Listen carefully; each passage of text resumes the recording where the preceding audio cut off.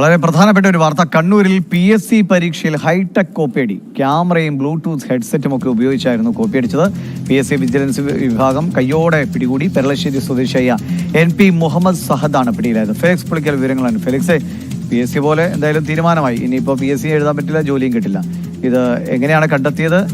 വളരെ സാങ്കേതിക വിദ്യ ഉപയോഗിച്ചുകൊണ്ടാണ് ഈ ഒരു കോപ്പിയേഡ് നടന്നിരിക്കുന്നത്. അതായത് ഈ പെരളശ്ശേരി സ്വദേശിയ സഹദ് സെക്രട്ടേറിയറ്റ് അസിസ്റ്റന്റ് പരീക്ഷ എഴുതാനായി വരുന്നു. അങ്ങനെ പരീക്ഷ എഴുതുന്ന സമയത്ത് ഇയാളുടെ പോക്കറ്റിന്റെ ഒരു വശത്ത് നമുക്ക് ബട്ടൺ ആണെന്ന് തോന്നുന്നു, പക്ഷേ അതൊരു ക്യാമറയാണ് ഈ പോക്കറ്റിന്റെ അവിടെ സ്ഥാപിച്ചിരുന്നത്. ആ ക്യാമറയ്ക്കൊപ്പം തന്നെ ഇയാൾ ബ്ലൂടൂത്ത് ഹെഡ്സെറ്റ് ഇയാൾ ചെവിയിൽ തിരികെ വെച്ചിരുന്നു. ഒപ്പം ഒരു മൊബൈൽ ഫോണും പാൻറിന്റെ അടിയിലായി ഒരു പോക്കറ്റിലും ഉണ്ടായിരുന്നു. അങ്ങനെ ഈ ക്യാമറയിൽ ഈ ചോദ്യപേപ്പർ ഈ ക്യാമറയിൽ പതിഞ്ഞ് അത് പുറത്തുനിന്ന് ഒരാൾ ഇത് നിരീക്ഷിക്കും. ആ പുറത്തുനിന്ന് ഒരാൾക്ക് ഈ ചോദ്യങ്ങൾ ആ ക്യാമറയിൽ ആ ദൃശ്യങ്ങൾ ലഭിക്കും.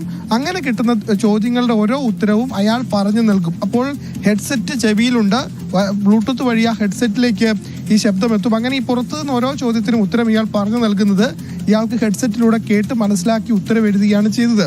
ഇതൊരു വലിയ കോപ്പിയേഡ് തന്നെയാണ് നടന്നിരിക്കുന്നത്. അത് PSCയുടെ വിജിലൻസ് വിങ് ഇത് കണ്ടെത്തിയും പിടികൂടുകയുമാണ് ഉണ്ടായത്.